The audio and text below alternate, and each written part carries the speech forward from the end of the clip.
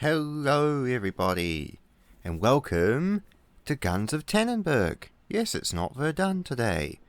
So, as I said, I very much enjoy the weapons in Tannenberg. I think I enjoy them a little bit more than the rifles in Verdun. And that's because there's a handful of real standout rifles that really tickle my fancy. And this is one of them, which I currently now own. So this is the Austrian Army Steyr M1895 Carbine, the shortened version of the standard Austro-Hungarian infantry rifle of the First World War. And this is a 5-shot straight pull bolt action in 8x50 cartridge. And I love this rifle because in game I think this is probably the most ideal battle rifle. Now I categorize a battle rifle as something you can just fight with. It's designed for close range fighting in firefights and rapid fire. Something I'd categorize alongside the Lee Enfield, for example. Whereas something like the Patton 1914 or the M1888-90, which is my favorite marksman rifle in this game, I would categorize as marksman rifles. Now, one of the reasons I love this rifle so much is how fast you can operate the bolt. It's just you can rapidly put 5 rounds in, throw more stripper clips in, and off you go. And that is just amazingly and fantastic. So, as I said, I very much rate this rifle highly because of that. It's light, it's fast. The sights are simple. They're not long range sights, like for example if I was shooting at the hillside over there I would not be using this. But for a horde of angry Russians charging me up this hill, you can just go bang, that one dead, bang, that one dead, bang, that one dead, bang, that one dead, bang. And then throw 5 rounds back into it, and away we go. So, as I said, I very much highly rate this rifle.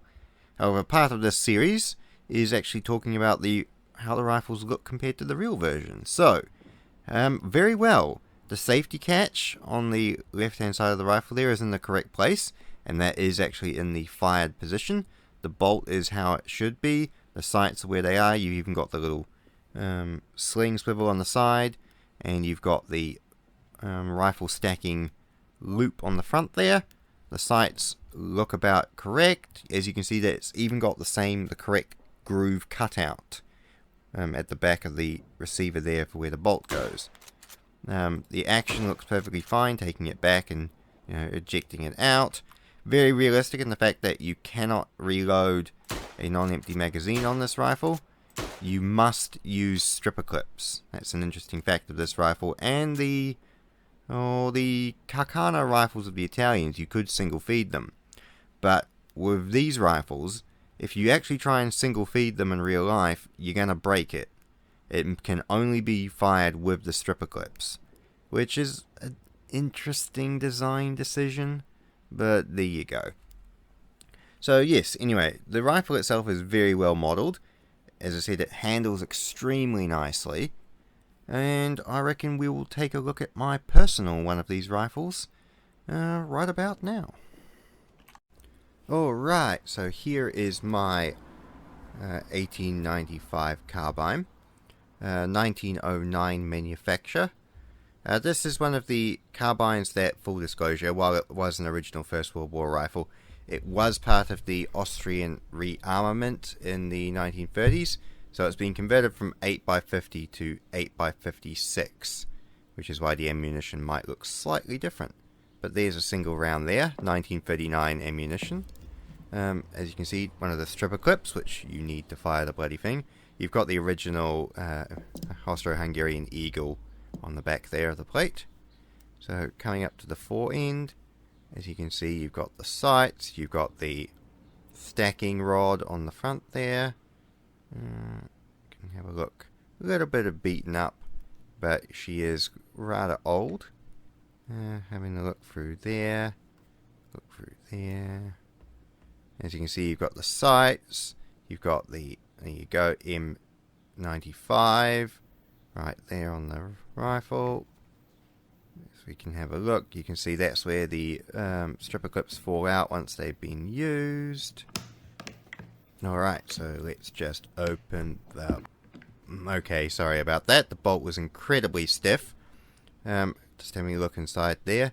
The reason for the bolt stiffness is in the 1930s they tended to throw non-matching bolts in with non-matching receivers, so the bolt is not as smooth as it should be, nor as it is in game, which is a bit disappointing.